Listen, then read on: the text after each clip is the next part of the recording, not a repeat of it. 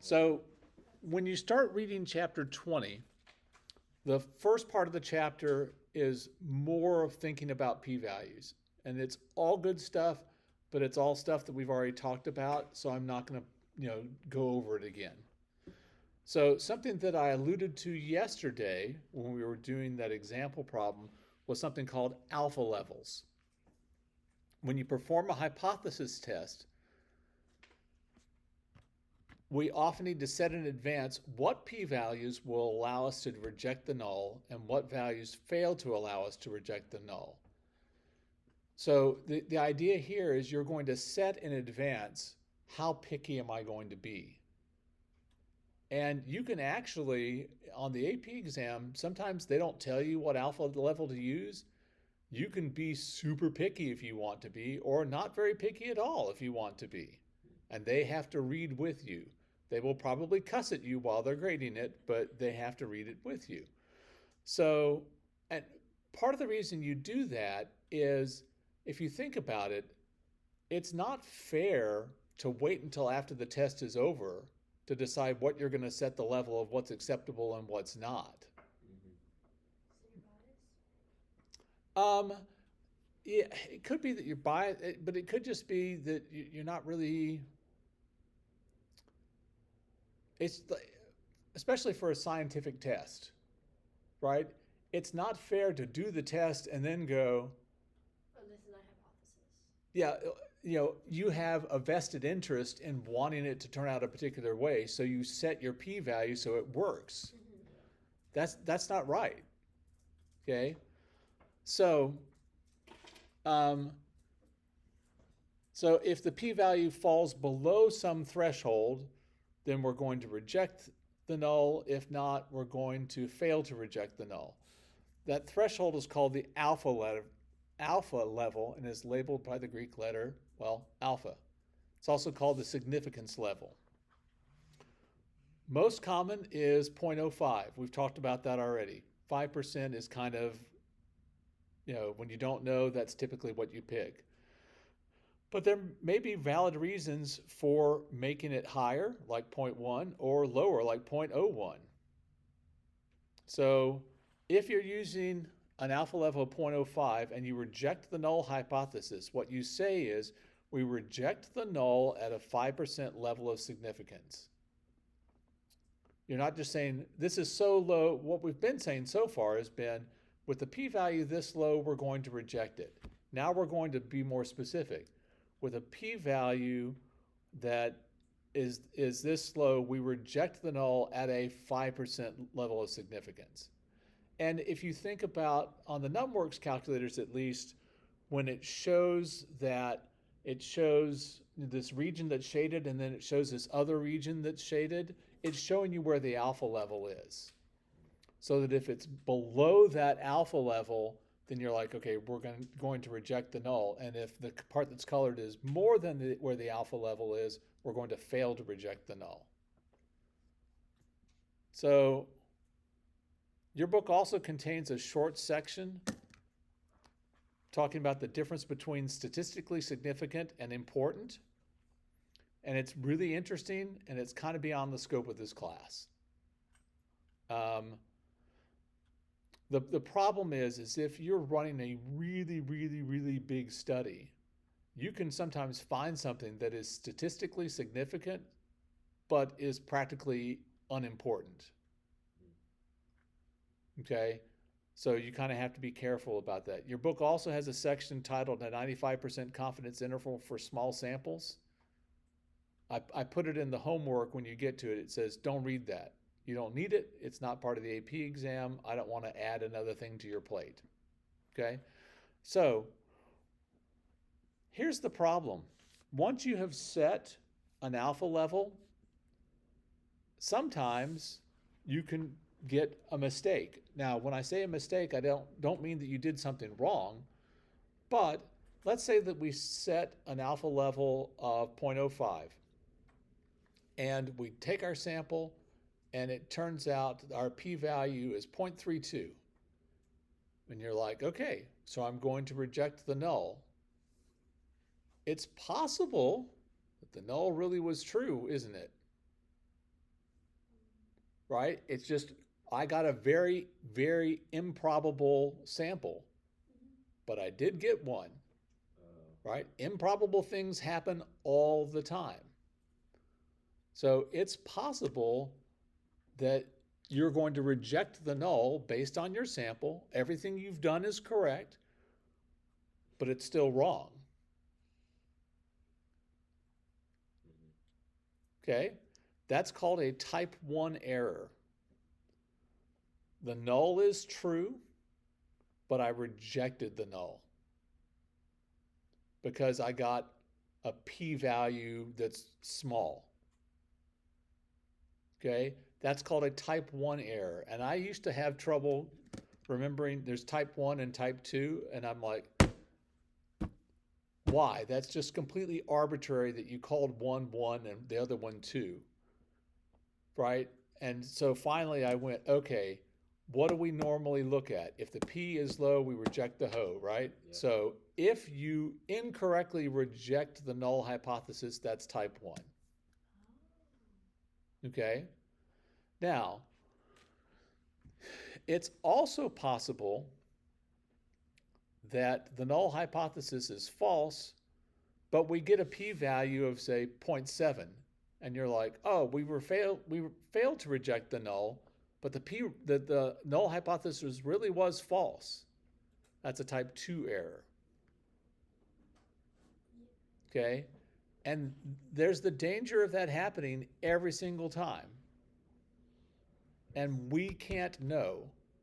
We are not God, therefore we do not know what's happening. So what will happen is they'll sometimes ask you questions about what would happen if this was a type 1 error and what possible consequences can it have, and we'll talk about that. Okay?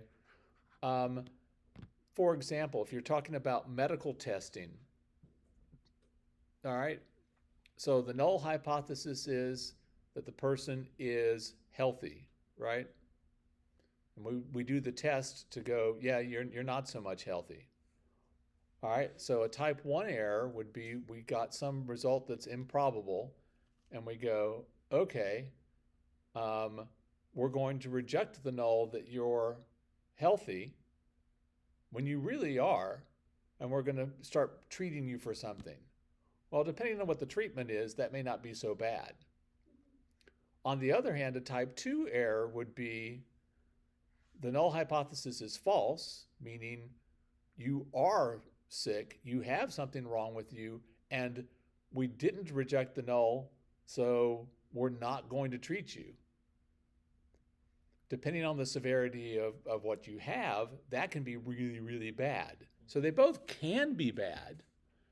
And the thing about it is that, you know, you can work to eliminate one, but if you work really hard to eliminate one, the other one tends to get bigger. The chance of getting a type 2 error gets really big if you make the chance of getting a type 1 error really small. There's always going to be a tension between those two. So the type 1 error is called a false positive, right? Which is frequently why when you do medical testing, you get a positive, you usually test again. Medical tests frequently are set up so that they try to avoid false negatives more than false positives. So in a jury trial, the null hypothesis is that the defendant is not guilty. So a type 1 error would be a person who is innocent, who's convicted. Okay? And then type 2 for medical is a false negative. Type 2 for a jury trial is you let somebody go who really did whatever it is they're accused of. All right. So for a medical trial, I've already talked about it. I think a false negative is worse than a false positive. Because when you get a false negative, people tend to skip on their merry way, and they may have something that's going to kill them. Yeah. Right? Whereas a false positive, you're like, okay, we're going to look at this more carefully now. What about a jury trial? I feel like Which do you think is worse? type 1. A type 1 error which the person who is innocent is convicted, or a type 2 error where the guilty person goes free. Type 1. Type 1. And Kind of depends. they're both, yeah, neither of them is good. No, they're both bad. But I think one is worse. Our system is geared towards eliminating type 1 errors, Mhm. which is why you have in a jury trial for a criminal offense, it has to be evidence beyond a reasonable doubt is the standard. What that is depends on the person, okay? As opposed to in civil trials, instead of beyond a reasonable doubt, is it more than 50% likely? Basically, we start off, these things are even, which side of the scale did it get tipped towards? It's a much lower standard, which I think makes sense, right? The way our system is set up is they're like, I'd rather let go someone who may have done something than to imprison someone who's innocent. Yeah. That's the way it's supposed to be set. Anyway, all that. All right, so now let's talk about error type and power. So when you select your alpha level, you're automatically selecting the probability of getting a type 1 error, right? If you set it at 0.05 and you get something that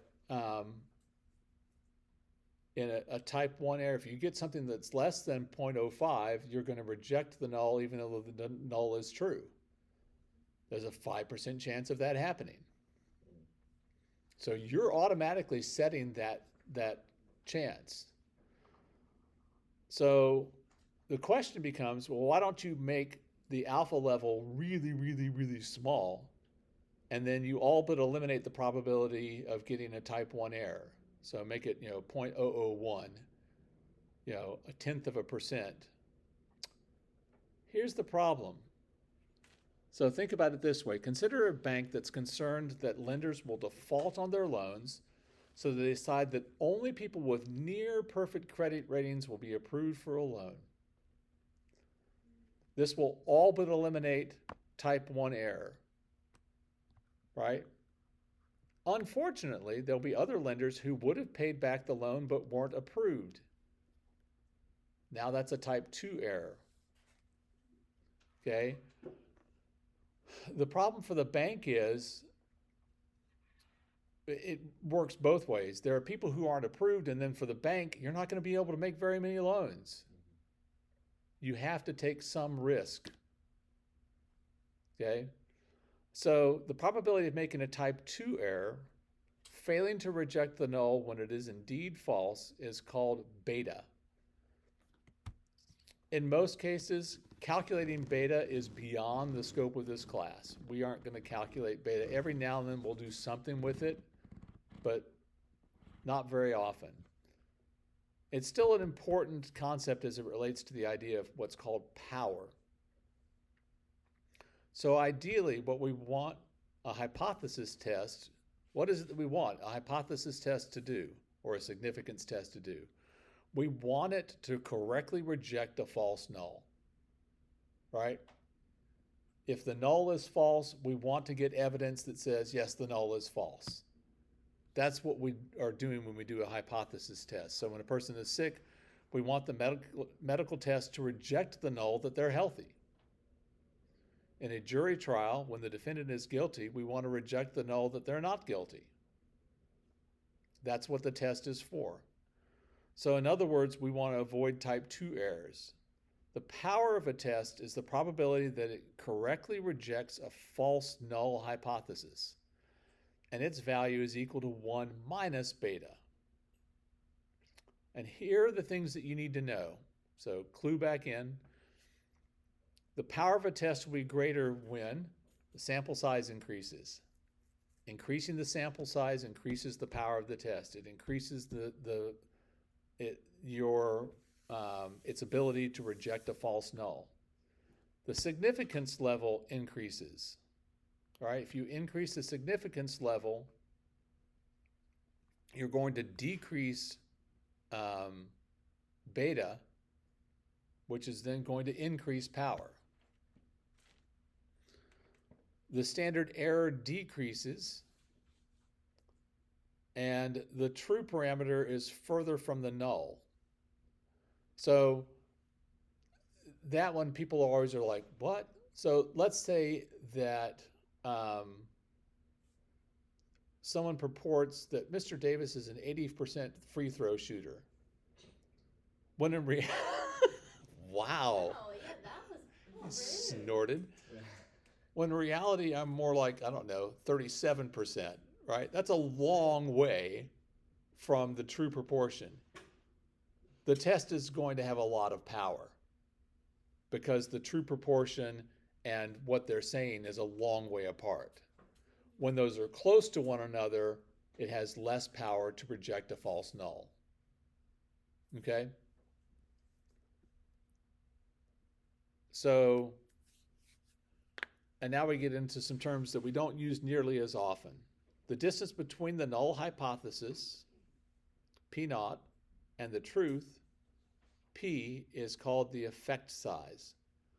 Large effects are easy to spot, and I just talked about this one. If I'm a 90% free throw shooter, but you're only testing to see if I'm an above 50% shooter, it's pretty obvious from a pretty small sample. On the other hand, if I'm able to predict the suit of a card selected at random from a standard deck of cards at a 28% rate, and you're testing to see if I can make these predictions at a higher rate than random chance, 25%, you're going to need a lot bigger sample, right? Because those are close together. So here is how all this works. So the alpha level is going to give you the probability of making a type 1 error. The beta level, and again, we typically can't calculate this, is going to give you the probability of making a type 2 error. The power, which is the ability to reject a false null, is here. You've rejected the null when the null is false. That's the power. And I think that's one of the hardest things for me to keep in my mind. The power is the ability to correctly reject the false null. Okay, that's the power of a test.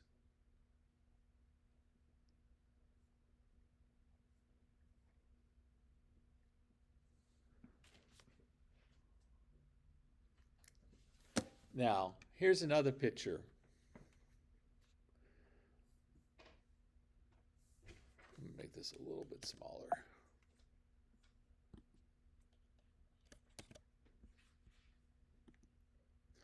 All right. So let's say first we set this P level, the critical value of a proportion. So we have a specified alpha, and then there's going to be a critical value for P that works with that. So let's say the null hypothesis is true. The null hypothesis is true. If we happen to pick a sample that's over here, we're going to get a type 1 error. Notice that there's a whole bunch of other samples. There should be way more samples where we get a p-value that is lower than that, and so we go, okay, no, not a problem. On the other hand, let's suppose the null hypothesis is not true. The probability of making a type 2 error where we fail to reject the null when the null is not true is beta. The power is all of this over here when the null hypothesis is not true and we reject the null. Okay? The key to understanding this is this P star, which is the critical value of a proportion corresponding to the specified A. If we make alpha smaller, notice that's going to move this line further to the right, right? If I make the alpha smaller, that's going to decrease the power and increase the probability of getting a type 2 error. Whereas if I make a larger alpha, it's going to make beta smaller and therefore power larger. So wouldn't you want an alpha? Or you don't want an alpha? We're always going to have an alpha. Oh. What would you want? Alpha is the probability that you're going to get a type 1 error. Type 1 is false positive? No, false positive. A type 1 error is where you reject the null even though Null is true. the null is true. And then type 2 error is You fail to reject the null even though. It's false. even though the null is false. Okay. So type 1, reject the null even though the null is true. Type 2, fail to reject the null even though the null is false. Oh, so alpha is just another word for type 1 then. So when you get alpha, that sets your type 1. Right? We said that earlier. Your alpha level is going to set the probability of getting a type 1 error. Oh, I see what you mean. Yeah. Could they ever be even? Type 1 and 2 for alpha and beta? They could be, yeah. Well, think about it a little bit. If I move this line further to the left, I could find a point where this area and this area are exactly the same.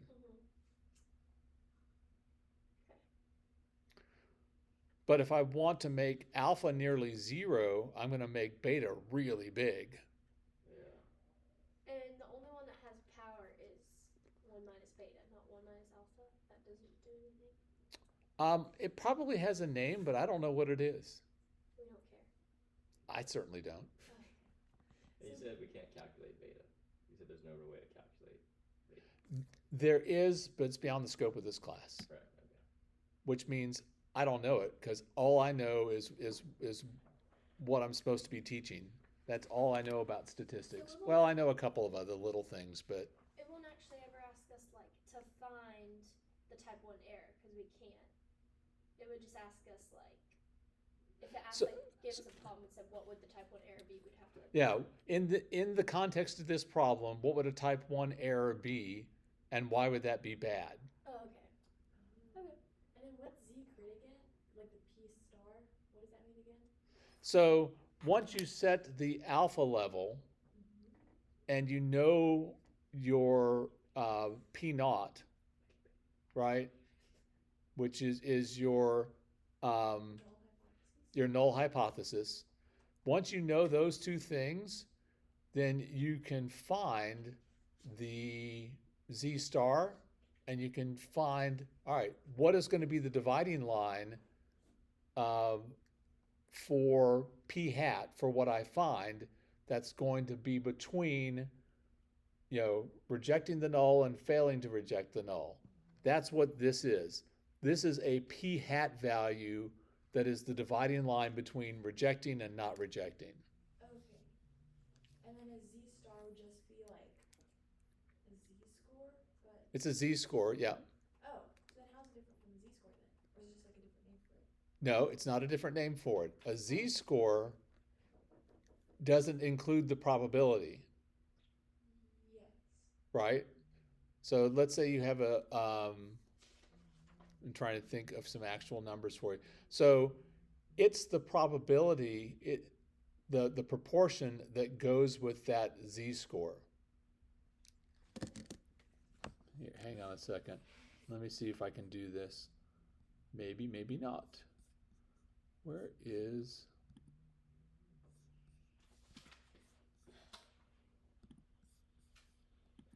Okay. So let's say we're doing a significance test. All right, and we have this stuff already in from yesterday.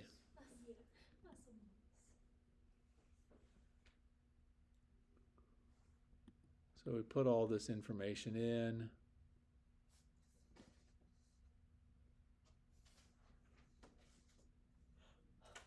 And it gave us all this stuff, right? Yeah. So Z-test, that's the same as a Z-crit. No, this is the statistic. This is not Z-crit.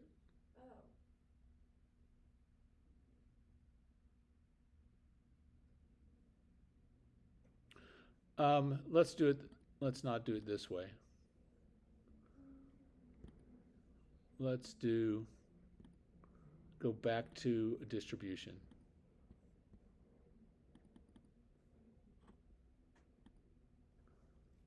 All right. And let's say that we want, this to be, I don't remember what this was. Was this the 90%? Yeah. That's your Z-crit. Oh, okay. Okay. And so you can find, once you have a Z-crit, you can use that to find a P-crit, a proportion that's going to be your dividing line between those that you want and those that you don't want. Okay. Okay, so if I go back to the other one for just a second.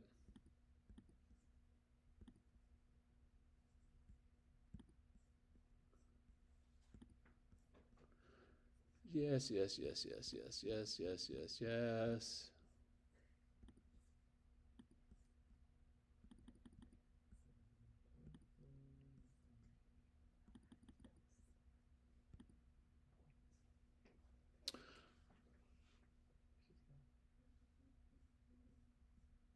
Okay. So, man, that's really hard to see.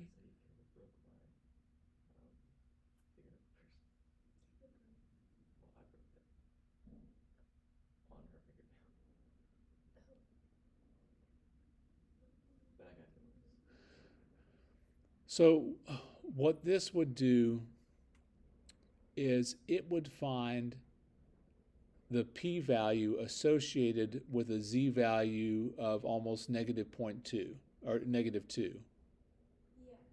So it's going to say what proportion is going to be our dividing line, and we don't calculate this, Oh, okay. but it would tell you what proportion is going to be the dividing line between, if I get my sample has a proportion that's greater than that, then I'm going to fail to reject the null, and if it's less than that, then I'm going to reject the null. Yes. Okay. It's just the dividing line between those two. Yes. So right there, Yeah. because our p-value is greater than our alpha, that would mean that we would be failing to reject the null. We'll fail to reject the null, yeah. Cool. Because it's not super unlikely. Right. Okay? We'll let you ruminate on this. We'll talk some more about it tomorrow. What are the examples? We'll do examples, I think, on Thursday. We're just going to talk about this some more to try to get you some, and we may go ahead and jump into the examples because that may help. Is this semester slower than last semester because there's less to do?